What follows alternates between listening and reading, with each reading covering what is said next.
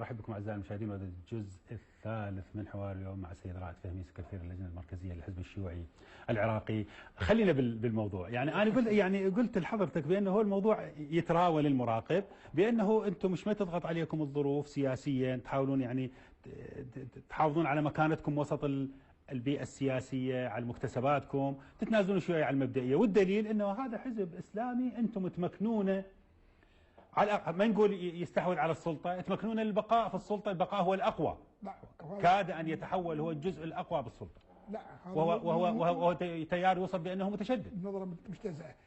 أولا كان هناك غضب جماهيري في تلك اللحظة، غضب جماهيري إزاء أداء البرلمان وإزاء السلطة، إزاء الإصلاح على فترة طويلة. فإحنا أيضا مع الناس بهذه النقطة.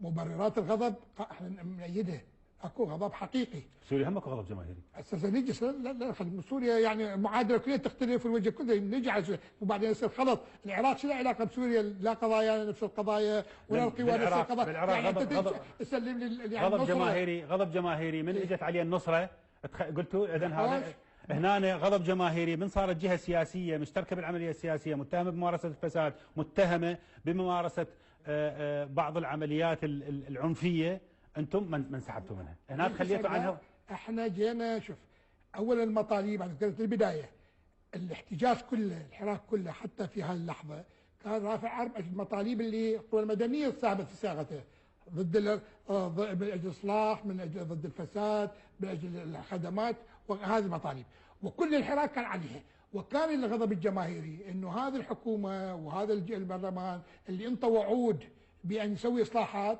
بدا يتنازل ويراوح.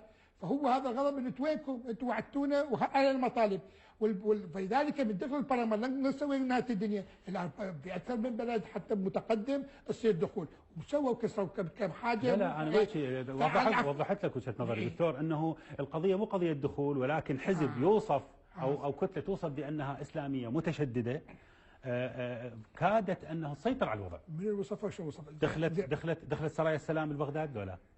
دخل بس اقول صار دخله بس صار يعني هل زين اصدرتوا بيان اعترضتوا به على دخول سرايا السلام الى بغداد؟ هو البلد وش هسه احنا عندنا موقف من كل قضايا حصر السلاح بيد الدوله وقضيه تقويه، هذا عندنا موقف عام سواء ينطبق سرايا السلام او غيرها. احنا ما راضين انه جماعات مسلح صومالي يسميها ميليشيا، انه البلد انه الدوله مو هي مسيطره بشكل كامل على الوضع الامني. مع الاسف هذا واضح معين واحنا ما راضيين، احنا لذلك ندعو الى تقويه الدوله وحصر السلاح بين الدوله. وهو هذا دكتور اللي بعض المراقبين يقولون بنحو من انحاء التخلي عن المبدئيه. انتقل لك الموضوع اخر وهو المؤتمر العاشر اللي صار الآن، أهم مخرجاته طبعا التحول السلمي للسلطة و السلمي للسلطة.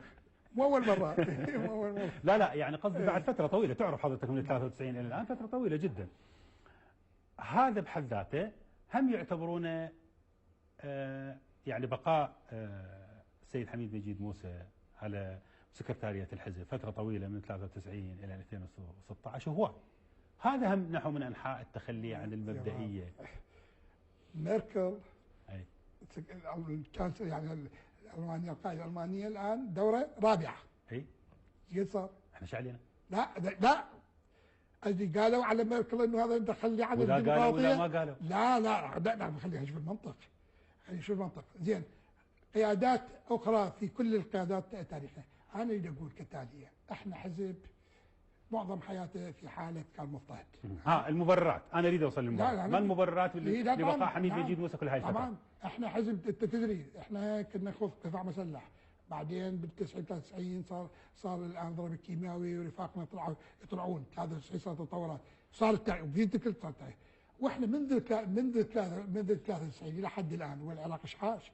يعني احنا في معظم في كردستان من 2003 لحد الان. 2003 شوف التحولات. هو كل يوم مثل يوم. الحزب لازم عمليه التغيير يراد التمكين، هو مو تمكين قياده الحزب طيب. تستقر.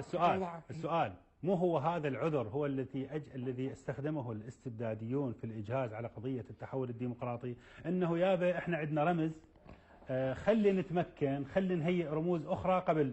طيب ما هو التمكين يأتي من خلال الانتخاب؟ لا ليه؟ الانتخاب جابك الجماهير؟ هتلر. لا هذه اولا انت تستخدم شيء منطق الشكل يسموه. إيه؟ يعني قارن شكل هذا كذا وكذا، بس هو الامور مو هيك. كل شيء تاخذه بحيثياته بشروطه. يعني نأجل الانتخابات؟ لا بشروطه التاريخيه. يعني ما يصير نقول والله هذا يقول فلان يقول انتخاب والانتخاب يجيب ذول الاستبداد يسوي. هذه تبدو ظاهريا تبدو متشابهه، لكن من تجي تعمق بالتحليل وتاخذ ظروفه كل شيء له خصوصيه. احنا اليوم الانتخاب العلم ما يجيب دائما لك الافضل بدليل. بدليل هتلر جاب الانتخاب وغيره جاب الانتخاب. يعني انتخابات احنا بالحزب تجي انتخاب اجى شاب، بس هم يقولون شباب يبدون.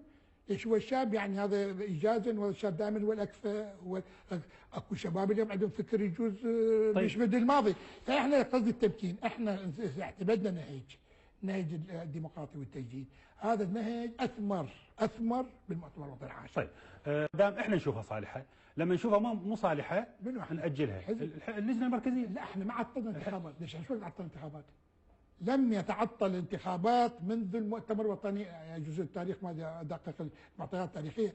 احنا منذ المؤتمر الوطني الخامس 93 اسمح لي بس الى حد الان سوينا 5 مؤتمرات. صح مو صح. وفي كل مؤتمرات تصير انتخاب لجنه مركزيه، بس ما يطلع تغيير للسكرتير. من ينتخب السكرتير؟ اللجنه. اخبر عليك زين. هسه هذا اجي على نفس الارضيه مالتك. الانتخاب يقرر السكرتير. زين احنا منعنا او اللجنه المركزيه هل مارست الضغط انه يجب ان ينتخب حميد مجيد ولا يعني هم تقرروا ينتخبوها؟ شنو اعتراضك؟ مجلس قياده الثوره هو الذي ابقى على صدام حسين كل هذه الفتره. يعني صار مجلس قياده الثوره قادم باللجنه المركزيه؟ لا ما هو هذا مبرر. زين يعني قصدي هو هذا قصدي. لا شوف هسه يعني هسه من اقول لجنه مركزيه الى الحق تغيرها في اي لحظه لحد الان. بس ما غيرت. مقتنعه هو هذا اللي صار. خوش مقتنعه. كيف تقيمون يعني مو هو هذا اللي صاير الان بكوبا واللي صاير الان بكوريا الشماليه، حكم وراثي ويقول لك احنا احنا شوف خلينا نخليك واضحين. الديمقراطيه انت تخلي قواعد اللعبه الديمقراطيه. مو الديمقراطيه انت لك حق ان تعبر عن صوتك. مو هذا حق الديمقراطيه. هسه انت الان اذا تعبر صوتك لنفس الشخص بدون ممارسه ضغوط، خلينا واضحين. انت يعني بكل حريه احنا نقول كل حريه الرفيق ينطي صوته بكل حريه. لا اكو ضغط ولا اكو نوع من الامتيازات ولا شيء. هذا بعدين من ينطي صوته لنفس الشخص هذا شنو اعتراضك عليه؟ مو هي المشكله استاذ رائد. المشكله وين؟ المشكله انه بحزب الدعوه نفس الموضوع صاير، بالمجلس الاعلى نفس الموضوع صاير، حتى الاحزاب العلمانيه بقى اياد علاوي، بقى الله يرحمه، بس اكمل، بقى الشلبي، ما تغير عندنا. هو هذا المبرر انه يابا احنا المجلس الاعلى سوى مؤتمر او سوى شو اسمه ورجع وانتخب وبقى السيد عمار الحكيم موجود. الحزب الدعوه سوى انه الحزب الدعوه اجى استاذ سعد انت استغرب الموضوع. يعني انت هسه الان بتحكي على شيء احنا صار تغيير، واذا تقول لي تناقشني ليش ما صار التغيير؟ لا مو ليش ما صار قبل. هسه تقول لي ليش انت ما تقول بالجلسه؟ مو مثل ما يقولون العالم اكلت وجوهكم. لا العالم اعترض. وانت هذا مثل تاخذ الواقع. هسه خلينا ناخذ جانب. هذا التغيير زين ولا مو زين اللي صار؟ يعني العمل الشيء اللي صار زين ولا مو زين؟ مع المبادئ تفضل عليك. طيب كيف هسه ليش ما سوينا؟ انا دا اقول لك احنا دا نقول انا اقول لك اياها انه خلال هذه الفتره عملنا من اجل ان نصل الى هالمرحله. اليوم صار عندنا 13 شاب في اللجنه المركزيه. 13 شاب. قبل كان عندنا 3 هسه 13. هذول 13 مو لانه شباب صاروا، مو جبناهم ديكور اخاف عبالي من الناس.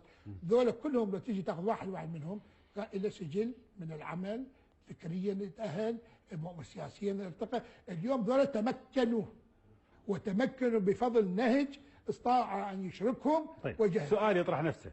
انتم لما تمسكتوا، واسمح لي طبعا هاي انا هواجس الناس يعني وتعرف حضرتك يعني. يقول لك انتم لما تمسكتوا بحميد مجيد موسى كل هاي الفتره، ما الذي فعله حميد مجيد؟ ما النجاحات المهمه؟ وخاصه انتم بالانتخابات يعني مقعدين ما زدتوا عليهن وخسرتوهن، هو هذا المنجز اللي خلاكم يعني تكرسونه؟ اهم منجز انه الحزب تعافى. اسمح لي. اليوم الحزب من يقدر يسوي هذا التغييرات اللي تفضلت بها اللي الان يعني يشعر الناس، الحزب قدر ان يسوي هذه التغييرات. اليوم الحزب فقط جماهيريته. لا الحزب لا لا تقيس لي بال 59. لا تقيس لي بال 59. 59 لعد الدعوه يقولون كان اجى من صار التغيير ما عنده جماهير. ومن يقول لك لا تدخلنا نجي نحكي بعد بالدعوه الجماهير ونقيسها عندنا معايير عديده.